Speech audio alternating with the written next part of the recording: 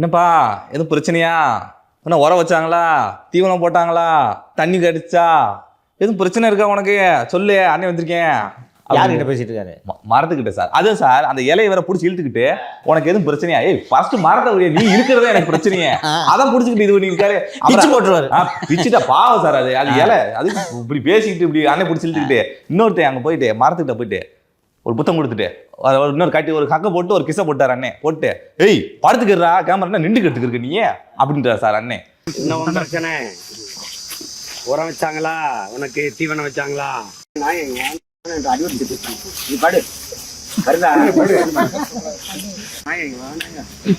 Cameraman அடிவடி படு வருதா? நீ பார்க்க முடியும்.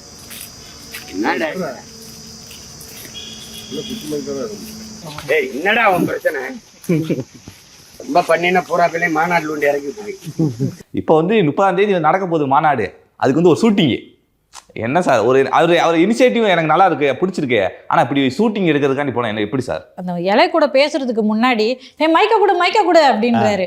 இந்த இலைக்கு சரியா காது கேட்காது, அதனால மைக்கு போட்டு கொஞ்சம் லவுடா பேசுறாரு. கொஞ்சம் காது மந்தமான முந்திரி இலை பெரிய இலை போல, காது சின்னதாக இருந்தால் நல்லா கேட்கும். அது பெரிய இலை போல. ஒரு அரசியல் கட்சி நான்லாம் தொடர்ந்து இவ்வளோ பிரச்சனைக்கு நடுவில் நான் தொடர்ந்து பேசிக்கிட்டு இருக்கிறதுக்கான காரணம் என்னென்னா, இந்த ஆட்சி திருப்பி வரக்கூடாது. நான் ஓப்பனாக சொல்கிறேன்.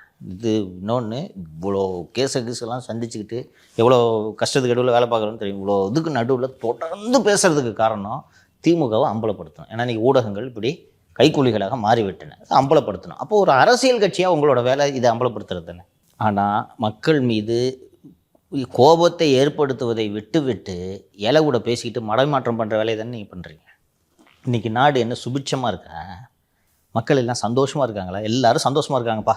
மக்களோட பிரச்சனையை பேசுறதுக்கு மேலே ஒன்றுமே இல்லை. நான் இனிமேல் மரத்தோட பிரச்சனையை பேச போகிறேன், மாடு பிரச்சனையை பேச போகிறேன் அப்படின்னு சொன்னால் இவங்க எல்லாரும் நிறைவாயிடுச்சு அப்படின்ட்டு புரிஞ்சுக்கலாம். இன்னும் எது ப்ரையாரிட்டி? 6 மாதத்தில் தேர்தலை வச்சுக்கிட்டு இந்த ஆளும் கட்சியை வீட்டுக்கு அனுப்புவது மட்டும்தானே உங்கள் ப்ரையாரிட்டியாக இருக்க முடியும். அப்போ போய் மாடு கூட பேசுகிற, செடி கூட பேசிகிட்டு இருக்கீங்கன்னா உங்கள் நோக்கம் மடைமாற்றம் செய்கிறது தானே. இது முழுக்க முழுக்க விஷம் இந்த அரசியல், புரிஞ்சுக்குங்க. இதில் வந்து திரு சீமான் சுயலாபம் அடைவதை தவிர்த்து வேறு என்ன செய்து கொண்டிருக்கிறார் என்று சொல்லுங்கள். நீங்கள் நடத்துங்க. 26 செப்டம்பரில் நீங்கள் இந்த மரத்துக்கான மாநாடு நடத்தினா நானும் கைத்தட்டுறேன் சார். அதுவும் பேசக்கூடாது சார். புது மரம் நட்டால் கூட பரவாயில்ல சார். பேசுனா என்ன சார் இது அர்த்தம்? மரங்களுக்கு மாநாடுன்னு வச்சுட்டு அப்போ அப்புறம் மற்ற கட்சிக்கு இதுக்கு என்னப்பா வித்தியாசம்? எல்லாரும் தான் அந்த ஒரு ராமதாஸ் கூட ஒரு பசுமை தியாகம்னு ஒன்று வச்சுருக்கிறாரு, சுற்றுச்சூழல் அணின்னு எல்லாரும் வச்சுருக்கிறாங்க. அப்புறம் அதுலேருந்து நான் வேறுபட்டவன்றதை எப்படி காட்டுறது? இப்படி பேசுகிறதில்ல. ஒரு முக்கியமாக ஒரு இலை கூட ராஜா சாப்பிட்டே ராஜா உரம் போட்டாங்களா ராஜான்னு பேசுகிறாருன்னு இப்போது ஒரு நிகழ்ச்சியில் கொண்டு வந்து நீ பேசுகிறல்ல, இவ்வளோ தான். ஒரு சீமான் அவர்கள் செய்து கொண்டிருப்பது தமிழர்களுக்கும் தமிழக மக்களுக்கும் மிக மோசமான துரோகம். யார் யாரெல்லாம் திமுக மீண்டும் ஆட்சிக்கு வருவதற்கு உதவுகிறார்களோ அவர்களெல்லாம் தமிழின விரோதிகள், தமிழின துரோகிகள். அவ்வளோதான். அதில் பேசுகிறதுக்கு வேறு எதுவுமே கிடையாது. இது போன்ற ஒரு மோசமான ஆட்சியை என்னோட இத்தனை 40 வருஷமாக நான் அரசியலை பார்த்துக்கிட்டு இருக்கேன். இது போன்ற ஒரு மோசமான ஆட்சியை இதுவரை தமிழகம் கண்டதில்லை. இது மீண்டும் இது வரவே கூடாது. அப்போ சீமான் செய்கிறது எல்லாமே திமுக மீண்டும் ஆட்சிக்கு வருவதற்கான உதவி. ஸோ இதுக்கெல்லாம் வந்து தாவேக்கா மாநாடு வேறு 21ஆம் தேதி இன்றைக்கி நடக்க போகுது. இருந்தாலும் நியூஸ் மீடியா 2 வேலை போடுற வியூஸ் நல்லா அடிக்குது. போடு வீடு தாவேக்கா வீடியோவாக எடுத்து போட்டு நொறுக்கி இருக்காங்க. நேற்று அந்த கொடி கம்பங்கள் வேறு கார் மேலே விழுந்துச்சு. செய்தி ஊடகங்களில் வேறு தொண்டர்கள் வந்துட்டு உள்ளுக்கு போய் அந்த உள்ளுக்குள்ளேயே போயிட்டு என்ன கட்டிங் போட்டுருக்காங்க அப்படின்னா நியூஸ் வர போட்டுருக்காங்க. இன்னும் எந்த கட்சியிலும் பண்ணாத மாரி போட்டுறாங்க நியூஸ் மீடியாவில். எப்படி சார் பார்க்குறீங்க? தமிழ்நாட்டில் இன்றைக்கி வேறு எந்த ஈவெண்ட்டுமே இல்லைன்றது போல் எல்லா சேனலும் ஒரு சேனல் விடாமல் சன் டிவியை கவர் பண்ணுற அளவுக்கு நெருக்கடிக்கு ஆளாகி இருக்கிறது என்று நாம் புரிந்து கொள்ளலாம். 2ம் வருது, நெகட்டிவ் நியூஸும் வருது. ஏதோ ஒரு டோலில் உடச்சி விட்டு போயிட்டாங்க போல இருக்குது. அதை வந்து டோலை உடைத்து தள்ளிய தாவேக்க தொண்டர்கள் அப்படின்ட்டு அது ஒன்று வந்திருக்கு. இன்னொரு பொண்ணு ஒன்று ரோடில் ஹைவேஸில் ரோலர் ஸ்கேட்டிங் வச்சுக்கிட்டு டர்னு வந்து நான் விக்ரவாண்டி மாநாட்டுக்கே இப்படி தான் போனேன், இதுக்கும் இப்படி தான் வருவேன் அப்படிங்கிற ஒரு பொண்ணு. இன்னும் 2 இளைஞர்கள் வந்து தண்ணி வரலைங்க என்று புகார் சொல்லி கொண்டிருக்கிறார்கள். இன்னொரு சேனலில் வந்து வாழ்வாதாரமே போய்விட்டது, அவன் சாதாரணமாக தான் இருக்கான், அந்த காரை பறி கொடுத்தவன். என்னங்க ஆச்சுன்னொடனே இது மாதிரிங்க இங்கேருந்து வந்தேங்க அப்படின்னோடனே போய் சாப்பிட போயிருந்தேங்க, தண்ணி குடிக்கலான்னு போயிருந்தேன், போயிட்டு ஜூஸ் குடிச்சிட்டு வரலான்னு நினச்சிட்டு வந்துறதுக்குள்ளே இப்படி ஆயிடுச்சுங்க அப்படின்னோடனே இவரே நிருபரை கேட்கலாம். உங்கள் வாழ்வாதாரமே பாதிக்கப்பட்டுருச்சா அப்படின்னு. அப்புறம் ஆமான்னு தான் சொல்லுவான். சார் இன்னொரு வேற கதை விட்டுனாங்க சார். அங்கே வந்து கடை வைக்கிறாங்களா அந்த மாநாடு நடக்கிறதுனால, அதுக்கு 7000 ரூபாய் வாங்கினார்கள். அம்மா பீரியடில் இப்படி இல்லை. ஸோ பாசிட்டிவ் நெகட்டிவ் ரெண்டும். அதாவது என்னென்னா சேனல்களுக்கு வியாபாரம் பண்ணி பழகிட்டாங்க. ஒரு 2 நியூஸ் பாசிட்டிவாக போனோம்னா டிஎஃப்லேருந்து ஃபோன் வரும், என்ன ஓவராக இருக்குது, கொஞ்சம் இருங்க சார், கக்கூசில் தண்ணி வரல, 2 நிமிஷம் போட்டு விட்றேன் சார், 2 போடுப்பா, கக்கூசில் தண்ணி வரலன்னு போடுறது பாரு சாப்பாட்டில் அது பாரு லெக் பீஸ் இல்லைன்ட்டு ஒருத்தன் கத்தலாம் போடு, அதை ஒரு போடுன்னு அதை போட்டுட்டு திருப்பி மற்றவங்ககிட்ட கேட்குறாங்க. தூக்குச்சட்டிலாம் எடுத்துட்டு போறாங்களா சார், சாப்பாடு எடுத்துட்டு. அப்புறம் நாங்கள் நேற்று நைட்டு சோறு கட்டிட்டு வந்துட்டோங்க அப்படின்னு சொல்கிறாங்க. இன்னொருத்தர் வந்து சார் எங்களுக்கு லீவு கிடைக்கலங்க, எனக்கு இன்றைக்கி கம்பெனியில் லீவ் தராங்களோ இல்லையோ அதனால தான் முத நாளே பார்த்துட்டு வரலாம் அப்படின்னாங்க. இன்னொரு வீடியோ பார்த்தேன், அதில் ஒரு பொண்ணு எனக்கு 2 குழந்தைங்க அம்மா வீட்டில் விட்டுட்டு நான் நைட்டே புருஷனை கூட்டிகிட்டு வந்துட்டேன் அப்படிங்குது. இன்னொருத்தர் நாங்கள் புதுசாக கல்யாணம் ஆனவங்க, என் புருஷனை வந்து கூட்டிகிட்டு வரலன்னா டைவர்ஸ் பண்ணிவிடுவோம், உனக்கு நாளையிலேருந்து நீ உனக்கு சோறு கிடையாது வீட்டில் சொல்லிட்டு அப்படி ஒரு 2 பேர் வந்திருக்கிறாங்க. இன்னொன்று நீங்கள் மேலே ஏறுவீங்க அப்படின்னு கிரீஸை பூசிக்கிருக்காங்க. அது ஆமாம், அது பார்த்தேன் நான். போன வாட்டி இந்த ரேம்பில் விக்ரவாண்டியில் ஏறினாங்கன்னு நினைக்கிறேன். விக்ரவாண்டியில் திரு விஜய் அவர்கள் நடந்து வரும்போது ஏறி தலைவான்னு சொல்லிட்டு துண்டை எடுத்து கொடுத்து தான். ஸோ அதுபோல் இந்த முறை நடந்து விடக்கூடாது என்பதற்காக காலையில் தான் அந்த இது பார்த்தேன், கிரீஸை எடுத்து தடவிட்டு இருக்காங்க. ஆனால் விஜய் ரசிகர்களை எப்படியெல்லாம் ஒரு கிரீஸால் கட்டுப்படுத்த முடியாது. துணியை கிணியை போட்டு கையில் மண்ணெல்லாம் தடவிக்கிட்டு எப்படியும் ரேம்பில் ஏறுவாங்க என்று நான் எதிர்பார்க்குறேன். நீ என்னடா கிரீஸ் போடுறது என்று. ஸோ அது ஏன் இந்த கவரேஜ் அப்படின்ட்டு பார்த்தோம்னா, மக்கள் இதை விரும்புகிறார்கள் என்று ஊடகங்கள் புரிந்து கொண்டு விட்டன. ஸோ இந்த ஊடகங்களோட பிஹேவியர்லாம் பார்த்தோன்னா உனக்கு தெரியும். யாராவது எனக்கு தெரிஞ்சு கடைசியாக எந்த பிரபலம்னு ஞாபகம் இல்லை, ஒரு இளவு வீட்டில் போய் கேமரா வச்சுட்டாங்க 3 நாளாக. இவர் இப்படி அழுதார், இவர் உருக்கமாக அழுதார், இவர் இப்படி அழுதார், அப்படி அழுதார்னு போட்டு 3 நாள் போட்டு வச்ச உடனே அதுக்கப்புறம் சமூக ஊடகங்களில் கடுமையான கண்டனங்கள் எழுந்ததும், அதாவது அந்த வீட்டில் இருக்கவங்களுக்கு கொஞ்சம் சோகமாவது இருக்க விடுங்கடா, லைவ் போட்டுக்கிட்டு உயிரை எடுக்காதீங்கன்னு சொன்னோன்னே யாரோ சினிமா ப்ராப்ளம் தான். அதுபோல ஊடகங்கள் இந்த நிகழ்வை பார்க்கிறார்கள். அந்த நிகழ்வுக்கு அப்புறம் சார் இத மாதிரி ஃபியூனரல் எல்லாம் கவர் பண்ணக்கூடாது, மீடியாவை கவர் பண்ணக்கூடாதுன்னு முடிவு எடுத்துட்டாங்க. விரட்டி விடுங்கன்னே சொல்லிட்டாங்க. வந்து இங்கே கேமரா போட்டு லைவ் கமெண்ட் கொடுத்துட்டு இருந்தாங்கன்னா விரட்டி விடுங்கன்னே சொல்லிட்டாங்க. பட் ஃபியூனரலையும் மாநாடையும் எப்படி சார் நீங்க வந்து ஒரே தட்டில் வைக்க முடியும்? மீடியாவுக்கு அது மாதிரி ஒரு ஜூசியான ஈவெண்ட்டாக இது இருக்குன்ட்டு நான் பார்க்குறேன்.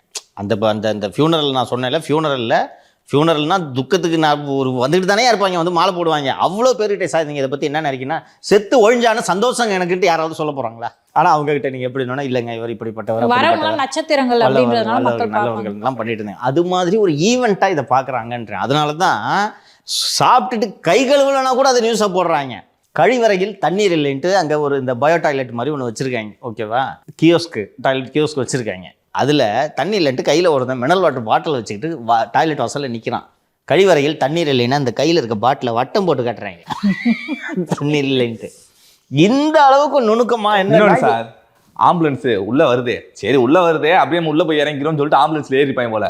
ஆம்புலன்ஸில் வந்து உள்ளே நுழைவதற்காக ஆம்புலன்ஸில் தப்பி ஓட்டம் அப்படின்னு மாதிரி நுழைவதற்காண்டி அப்புறம் அந்த 10 அடிக்கு ஏதோ பேரிகேடு மாதிரி வச்சிருக்காங்க போல இருக்கு, அதில் ஏறி குதிக்கிறாங்களாம். தாவுடா சேவல தாவுடான்ட்டு ஒரு நியூஸ் போட்டு அது ஒரு நியூஸ் வந்துடுச்சு. இது என்னென்னா, ஒரு சேனல் ஸ்டார்ட் பண்ணிடுது.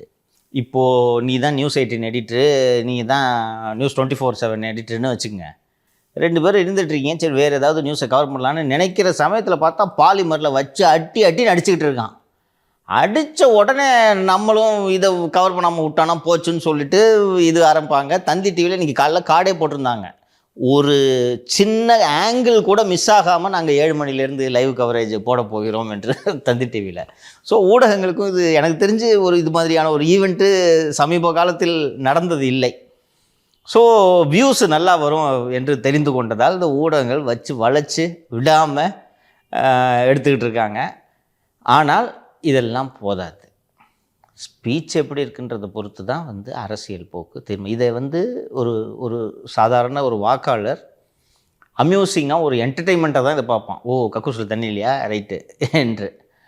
ஸோ பொலிட்டிக்கலாக இதை எப்படி ஹேண்டில் பண்ணுறாங்கன்றது தான் பார்க்கணும். நேற்று பேசிய திரு எடப்பாடி பழனிசாமி அவர்கள் சுட்டி காட்டி விட்டார். இந்த விஜய் அவர்கள் எம்ஜிஆர் மற்றும் திரு அண்ணாதுரையோட பேனர் வச்சப்போ புதுசாக கட்சி ஆரம்பிக்கணும், இன்னும் இது வரைக்கும் அவர் விஜய் பற்றி எங்குமே அவர் பேசியது கிடையாது. இப்போ புதுசாக கட்சி ஆரம்பிக்கிறவங்க கூட நம்ம தலைவர்களை நம்பித்தான் படத்தை பயன்படுத்த வேண்டியது இருக்குது அப்படின்னு சொல்கிறேன். இதைத்தான் நேற்று நான் சொன்னேன். அதுக்கு எதுக்கு இடம் கொடுக்குறீங்கன்ட்டு தான் நான் சொன்னேன்.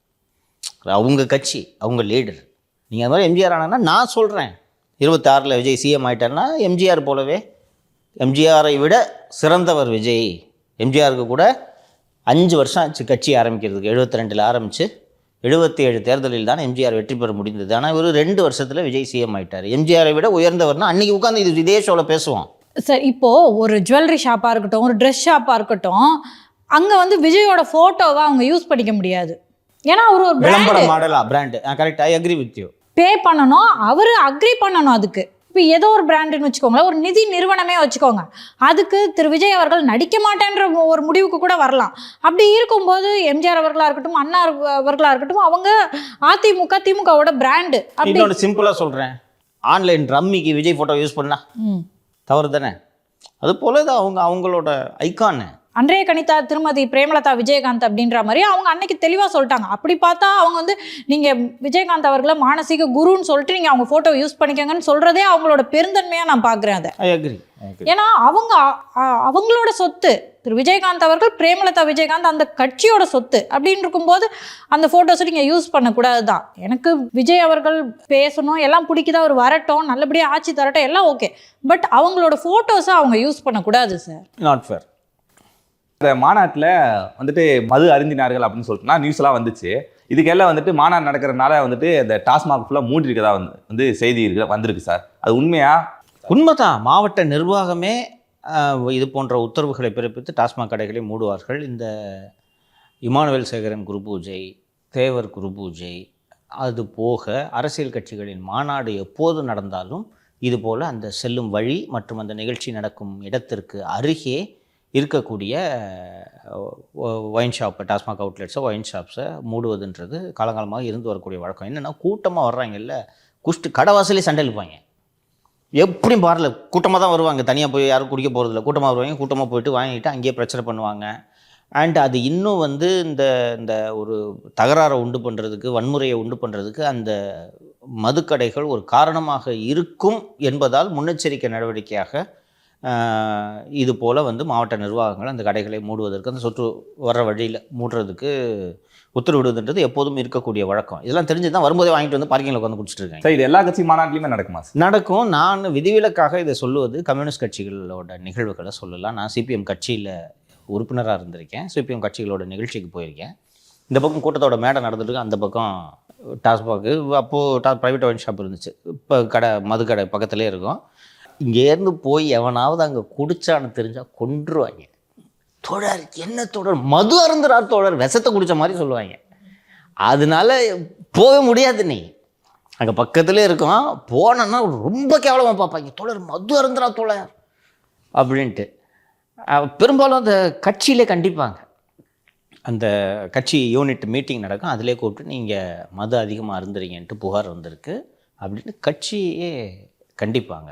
அது ரொம்ப தீமையாக தான் அந்த கம்யூனிஸ்ட் கட்சியை பொறுத்தவரை பார்க்கிறார்கள். அந்த கம்யூனிஸ்ட் கட்சிகள் மட்டும்தான் இதில் விதிவிலக்கு. மீதி அத்தனை கட்சிகளோட நிகழ்வுகள் நடக்கும்போதும் முன்னெச்சரிக்கை நடவடிக்கையாக நிர்வாகங்கள் இந்த இதை மூடிடும். என்ன ஆகுனா, கூட்டமாக வருவாங்க, ஒரு 10 பேர் வந்து இது பண்ணுறாங்கன்னு வச்சுக்கோ. சின்னதாக அந்த பார் உள்ள வந்து ஆம்லெட்டில் ஆனியன் கம்மியாக இருக்குன்ட்டு ஒரு பிரச்சனை ஸ்டார்ட் ஆகும். மாஸ்டரை போட்டு அடிச்சு கொத்து பரோட்டா போட்டுருவாங்க. இது போன்ற நிகழ்வுகள்லாம் பல நடந்திருக்கு. அண்ணனுக்கு ஆனியன் இல்லைன்ட்டே நீ, இல்லை நடக்குமா நடக்காதா? நடக்குது. அதெல்லாம் தவிர்க்கிறதுக்காக தான் மூடிடுவாங்க. அதனால தான் இவங்களும் வந்து மூடிடுவாங்கன்றது தெரிஞ்சு வரும்போது வாங்கிட்டு வந்துடுறாங்க.